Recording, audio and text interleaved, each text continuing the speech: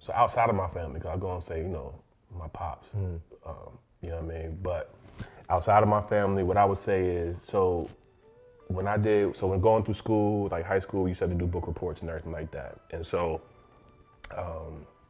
you know, we had, every once in a while, you get chances to pick your own book, right? And I think it might have been 8th grade, 9th grade, somewhere around there. And I was looking for a book, but I was like starting to like, I was really like coming into myself, like coming into my, like my blackness and all that.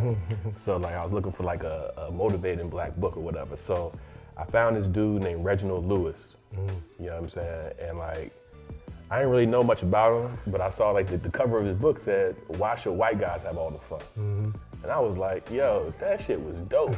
You know what I mean? This is why should they have all the fun? This makes a lot of sense. So I bring it back to the crib and I read it. And I don't know, I wasn't a big reader when I was young, right? So like I was good with books, but I wasn't like a big reader. Yeah. But this book I read like mad times. Like I did a book report on it, it was really good. I got an A.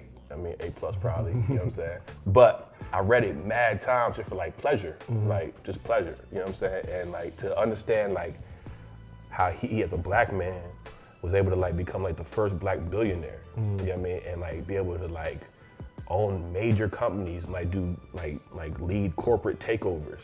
And I didn't really know all about what that stuff meant back then, but I knew that this nigga was doing some groundbreaking, crazy, you know what I mean? Like he was doing some real stuff. And so from that point on, like I told you, I kind of went down that business road. Like I ended up majoring in business, you know, getting my MBA, all that kind of stuff, and just kind of continuing down the business road. And I think, quite frankly, Reginald Lewis probably provided a lot of the inspiration to say, oh, I could do that. You know what I mean? Whereas, you know, probably people around me, I probably wouldn't have got that. Probably wouldn't have had that same picture. Right.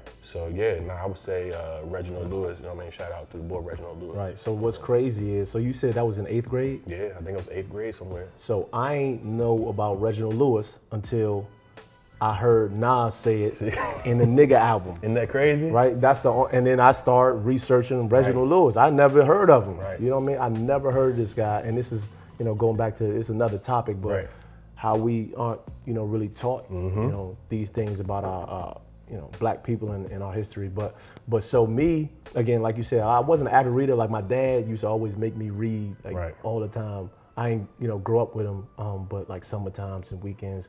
So me, I would say Malcolm X, right? Just because of, you know, the brashness of, you know, how he was and unapologetic of being black, standing up for blacks, but just watching the movie, you know, just watching the Spike Lee movie and kind of, I used to watch that mad times, you know what I mean? Times, so, mad times. yeah, so that kind of just influenced me, and I liked all of that. And being in the world that I lived in, I mean, I just remember even seeing, let's say, what's the dude name that got beat, Rodney King, you know, all those types of things that was going on with black people, like it was going on back then and still going on today. And just seeing, you know, again, Malcolm X speeches, and like I said, just the unapologetic and standing up for who he was, and then him kind of converting, I guess, because his early on path was kind of like anti-white, you know, but then he kind of, you know, was growing as he is, just like a person. You know, everybody grows, but just I feel like that he was really influential to me, man. I remember even, man, in Cleveland, they asked me about that. I put it in their magazine. I used to wear all black on his birthday, you know, to our facility. Everybody had on their Browns gear. I come out in all black. They're like, Lee, what you doing? I was all blacked out. Had the black tins, Jordans. Yeah, so I would just say Malcolm X, just because of just being a strong black guy, standing up for, you know, for what he believed in, and fighting for us. And that's just who I saw, you know, and as I grew, you know, you saw more and more people like that, but I think it was Malcolm X, you know, the first one. With you. Yeah, it stayed with me, yeah. No, Malcolm was that boy, man. You know what I mean? At the end of the day, like when you start pulling out guys that have, you know, when you literally have whole movements against you, and you're able to like step out here and like stand on your own too, and like whether you lean on your faith or whatever you might be leaning on, and be able to like take on the masses for what you believe on behalf of what you believe, like that's like one of the epitomes of strength. Right, and not being being afraid of what's going to come. Again, and that's just again through all these people and all these lyrics. You know, I think maybe that is what built my character to not be afraid of anything, to not want to quit, to just being unapologetic of who I am and going for what I want. And it just molded me. I like that. I like the unapologetic. You know what I mean? Like you see that on shirts and unapologetically black and all that kind of stuff, and everything gets like, kind of like termized or whatever, put into a term. But at the end of the day, that whole unapologetic is like I noticed that like from like some of these artists, like if we're taking it from like, our inspiration, if I'm looking at like a Jay-Z or a Kanye West or somebody like these type of individuals, people might on a one-off say, these guys are assholes, right, or whatever. But at the end of the day, they are unapologetically whoever they are.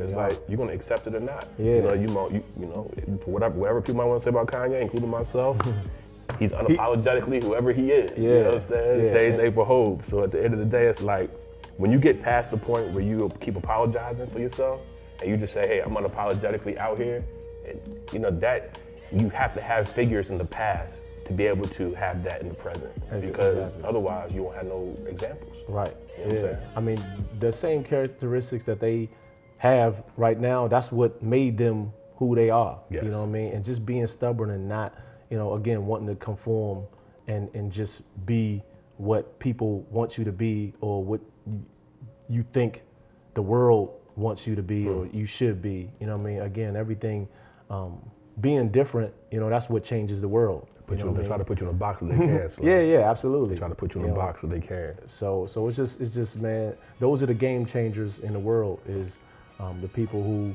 step out, like you said, like have faith and step out and be, who they are, because, and not worrying about what everybody else is going to think of you. Those willing to take bullets.